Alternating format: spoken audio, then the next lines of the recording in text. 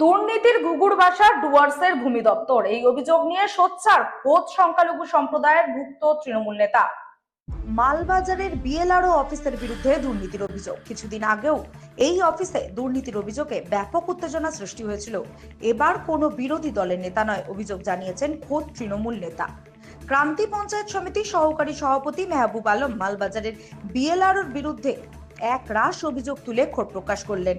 তিনি হাইকোর্টের দ্বারস্থ হবেন বলেও জানিয়েছেন। জানা গিয়েছে, ক্রান্তি ব্লকের ঝাড়মাটিয়ালি এলাকায় এক পরিবারের পিতার মৃত্যুর পর উত্তরাধিকার সূত্রে পাওয়া 3 ভাইয়ের জমি সমবন্টন না করে কার্যত ময়নাগুড়ি এলাকার বহু দলিল দেখিয়ে এক ভাইয়ের নামে সমস্ত জমি পাইয়ে দেওয়া হয়েছে।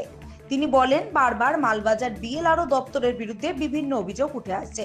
মেহবুব আলমও জমির সমস্যা নিয়ে মালবাজার বিএলআরও দপ্তরে আসেন। সেখানে বিভিন্ন বিষয় নিয়ে দুপক্ষের মধ্যে বিবাদ শুরু হয়। পরবর্তীতে বিএলআরও দপ্তরে এসে পৌঁছায় মালবাজার থানার পুলিশ। পুলিশের মধ্যস্থতায় সাময়িকভাবে পরিস্থিতি স্বাভাবিক হয়। মালবাজারের বিএলআরও প্রীতি লামা যদিও এই বিষয়টি খতিয়ে দেখবেন বলে জানিয়েছেন।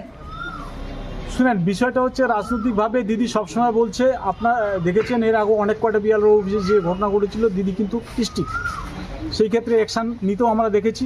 কিন্তু এইখান থেকে যে সমস্যা হচ্ছে আজ পর্যন্ত দিদির কাছে পৌঁছায়নি, তাই দিদি কোনো ব্যবস্থা নিচ্ছে না। বিষয়টি কি রাজনৈতিকভাবে কি জানাবেন? হ্যাঁ, আমি রাজনৈতিকভাবেই জানাবো।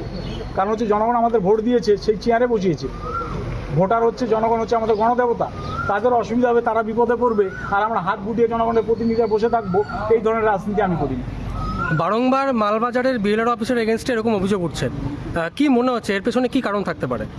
শুনেন, এখানে একটা দালালি চক্র এবং জমি মাফিয়াদের রাজ চলছে, যাদেরকে প্রায়োরিটি বিএলআরও অফিস স্টাফরা দিচ্ছে, তার জন্য আজকে আমাদের এই দুর্গতি।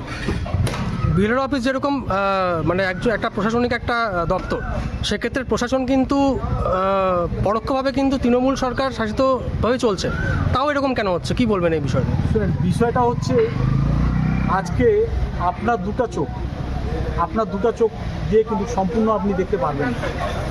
আপনি নিশ্চয়ই কারোর প্রতি ভরসা করেন, যার প্রতি আপনি ভরসা করেন সে যদি বিশ্বাসঘাতকতা করে, তাহলে আপনিও কিছু করতে পারবেন। কারণ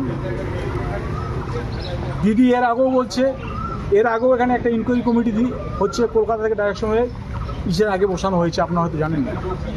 কারণ সবসময় পশ্চিমবঙ্গ সরকার চাচ্ছে স্বচ্ছভাবেই সব অফিসে কাজ করবে।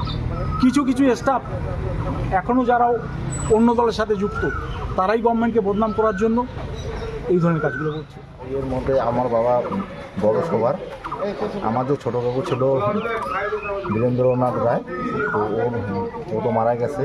তো মেজো বাবু ওনার জমিগুলো আর কি 3 বিঘা জমি ওনার নামে আর কি করে নিয়েছে, মানে কাইটে নিয়েছে। তো ওয়ারিশ সূত্রে তো 3 ভাগ হবে জমিটা, তো একাই ও নিয়ে নিয়েছে। মেজো কাকুর কি নাম? ভালো ধরে। আচ্ছা, আপনার নাম কি? দিলীপ। আপনারা কি চাচ্ছেন? আমরা চাচ্ছি যে ওয়ারিশ সূত্রে জমিটা ভাগ হোক, 3 ভাগ হোক, বাস এইটি। আপনার অফিসে কি বলবেন এই বিষয় নিয়ে? এই বিষয় নিয়ে বলার মানে আমাদের এখানে পাবলিক এসেছিল একটা কমপ্লেন্ট নিয়ে। ওনাদের বক্তব্য হচ্ছিল কিছু ওয়ারিসকে বাদ দিয়ে শুধু একজন ওয়ারিস মানে রেকর্ড করে নিয়েছে সম্পত্তিটা। তো সেটা ভেরিফাই করতে গিয়ে দেখা গেছে যে একটা মিউটেশন হয়েছিল 2021 সালে। তো ওনারা বলছিলেন যে ওনাদের অভিযোগ ছিল দ্যাট ওই মিউটেশনটা হয়েছে on the basis of fake did.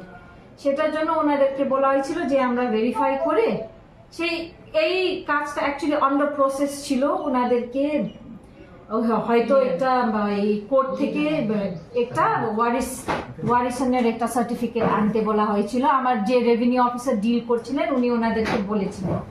তো এটা সম্বন্ধে ওনাদেরকে বলা হয়েছিল যে আপনি আসেন, আমরা নোটিশ করে দিয়ে আপনাদেরকে ডেকে একটা হিয়ারিং কল করে তারপরে হোয়াট এভার মানে অ্যাকশন আমাদের এন থেকে হবে আমরা ডিসাইড করে সেটা করে দেবো। ইন দ্য মিন টাইম আমরা ডিডও ভেরিফাই করব। তো সেটা নিয়েই ওনাদের বক্তব্য যে এটাকে আজকেই করে দিতে হবে। সেই তো মানে আজকে তো নয়, আমরা তো বলছি এটা তো প্রসেস লাগবে, সেই গভর্নমেন্টের একটা প্রসিডিওর আছে, সেই প্রসিডিওর ফলো করে আমাদের কাজ করতে হবে। এটা নিয়ে ওনারা অসন্তুষ্ট, এটাকে ওনারা চাচ্ছে যে এটাকে সঙ্গে সঙ্গে করে দেওয়া। ওনারা বলছেন যে বিভিন্ন ক্ষেত্রে এখানে এসে সমস্যা তৈরি হয়, দুর্নীতি হয়, এরকম অভিযোগ খোদ ক্রান্তি পঞ্চায়েত সমিতির সহসভাপতিই তুলে ফেললেন। কি বলবেন এই বিষয়টা নিয়ে?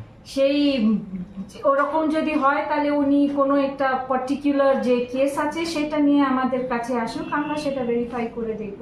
অসুস্থ অবস্থায় বাস